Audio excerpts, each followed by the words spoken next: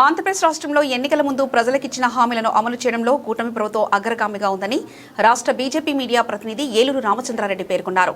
Tripuranthakam BJP party కార్యాలయంలో ఏర్పాటు చేసిన సమావేశంలో ఏలూరు రామచంద్రారెడ్డి మాట్లాడుతూ భారతదేశ ప్రధాని నరేంద్ర మోదీ పరిపాలనలో ప్రపంచ దేశాల్లో కూడా మంచి గుర్తింపు పొందారని ఆయన అన్నారు. అలానే చదువుకున్నటువంటి విద్యార్థులకు ఉపాధి అవకాశాల కోసం, అలానే ఉద్యోగస్తులు వాళ్ళ యొక్క విలువైన సమయాన్ని కేటాయించడం కోసం, అంటే రోడ్లు వేయడమే కాదు, రోడ్లు వేసినామంటే అభివృద్ధి అన్ని రకాలుగా పరిగెడుతుంది. ఇవన్నీ చేసి చూపిస్తున్నాం. భారతదేశం యొక్క ప్రైడ్ రామాలయాన్ని కట్టి ఈ దేశం యొక్క ఔన్నత్యాన్ని ప్రపంచ దేశాలకు సాటి చెప్పాం. అలానే ఈ దేశంలో చిట్ట చివరి వ్యక్తి అంటే గిరిజనులు, ఇంకా చెంచులు, లంబాడీలు, యానాదులు, ఎరకలు చాలా ప్రాంతాల్లో, ముఖ్యంగా మన ఎర్రడపల్లిలో చాలా మంది ఉన్నారు.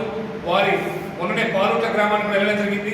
పాలూట్ల గ్రామానికి 36 శాఖల అధికారులను తీసుకెళ్లి ఎస్టీ కమిషన్ చైర్మన్ గారు వచ్చినప్పుడు వారి ఆధ్వర్యంలో పాలూట్లో జరుగుతున్న అభివృద్ధిని కూడా సమీక్షించాము. అతి త్వరలోనే కూడా మరీ చైర్మన్ గారు వస్తారు. అక్కడ వాళ్ళు చాలా లిస్ట్ ఇచ్చారు. ఆ లిస్ట్ అంతా కూడా కంప్లీట్ చేసినానికి 3 నెలల సమయం అడిగాం. 3 మాసాల సమయంలో ఆ గ్రామం ప్రజలు అడిగినటువంటి కోరికల్లో దాదాపుగా 90% చేయబోతున్నాం. అంటే వికసిత భారత్ లక్ష్యంగా ఈ భారతదేశం 2047 కల్లా ప్రపంచంలోనే నెంబర్ 1 ఆర్థికంగా శక్తివంతమైన దేశంగా ఎదగాలి. అంటే ప్రతి మారుమూల గ్రామంలో ఉన్న ప్రతి వ్యక్తి కూడా ఎదగాలి. అందుకే కొండల్లో, ఎక్కడో గుట్టల్లో ఉన్నటువంటి చెంచులను చివరి వ్యక్తి వారేనే ప్రధానమంత్రి గారి యొక్క ఆలోచన. అందుకు వారి వరకు అభివృద్ధి అవుతుంది. దానికి సమయం చాలా తక్కువనే ఉంది. మరో 2-3 సంవత్సరాలనే ఈ దేశంలో ప్రతి వ్యక్తికి కూడా, గతంలో రేషన్ ఉండేది, 2 రూపాయల కిలో బియ్యం అలా రకరకాలు ఇచ్చేవాళ్ళు. ఈరోజు మోడీ గారు ప్రతి నెల కూడా ప్రతి వ్యక్తికి 5 కేజీల బియ్యం ఉచితంగా ఇస్తున్నారు. అది కూడా ఈ ఎండాకాలం ఇబ్బంది పడకుండా 3 మాసాలకు సరిపోయే బియ్యాన్ని ఒకేసారి ఇస్తున్నారు.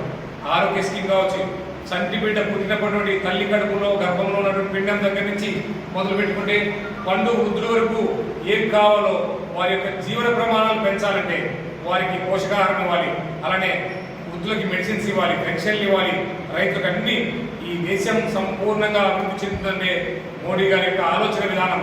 మోడీ గారు చేస్తున్న కృషికి దేశంలో ఉన్నటువంటి అన్ని రాష్ట్రాల్లో అన్ని వర్గాల వారు, ఎవరు భారతీయ జనతా పార్టీ చాలా మంది అంటున్నారు ముస్లింస్కు, క్రిస్టియన్స్ వ్యతిరేకమని. భారతీయ జనతా పార్టీ ఎవరికి వ్యతిరేకం కాదు. భారతదేశంలో ఉన్న ప్రతి పౌరుణ్ణి అభివృద్ధి చేయడమే భారతీయ జనతా పార్టీ యొక్క లక్ష్యం. భారతదేశంలో ప్రధానమంత్రి మోడీ అయిన తర్వాత ఎక్కువ లబ్ధి పొందింది క్రిస్టియన్స్, ముస్లిమ్స్ అని మా దగ్గర నివేదికలు కూడా ఉన్నాయి. వాళ్ళకు ప్రతి పథకాన్ని కూడా చేరవేస్తున్నాం. వారెవరో కాదు, ఈ దేశంలో ఉన్న ప్రతి పౌరుడు భారతమాత బిడ్డే. వారందరికీ ప్రతి సదుపాయాలు, ప్రతి వస్తువులు కల్పించడం మా ప్రభుత్వం యొక్క ధ్యేయం, లక్ష్యం, మా బాధ్యత కూడా. దానికి అనుగుణంగానే ప్రధానమంత్రి గారు మాకు ఒక షెడ్యూల్ ఇచ్చారు.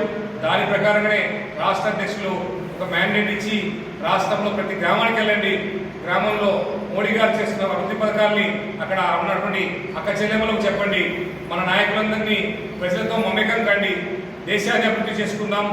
ఫస్ట్ దేశమే భారతీయ జనతా పార్టీ యొక్క లక్ష్యం. మొదట దేశాన్ని అభివృద్ధి చేద్దాం, తర్వాత రెండోది పార్టీ. ఆ విధమైన లక్ష్యంతో ప్రతి వ్యక్తికి చేరుతున్నాం. ముఖ్యంగా మార్కాపురం కేంద్రంగా ఏర్పడిన కొత్త జిల్లాలో ఇందాక పత్రికా సోదరులు సీనియర్లు చెప్పినట్టుగా ఈ 4 అసెంబ్లీలలో అభివృద్ధి చేసి చూపిస్తాం. వచ్చే ఎన్నికల్లో స్థానిక సంస్థల్లో మేము పోటీ చేసేది కూడా కొన్ని గ్రామాల్లో ఇంకా ఆదర్శ గ్రామాలు తీర్చిదిద్దాలంటే భారతీయ జనతా పార్టీ అభ్యర్థులు గెలిచి సేవ చేయాలి. సేవ చేసే అవకాశం ఏమని చెప్పేసి మీ ద్వారా ఈ త్రిప్రాంతకం మండలంలో ఉన్నటువంటి ప్రతి గ్రామంలో ఉన్నటువంటి ప్రతి పౌరుని విన్నవిస్తున్నాం.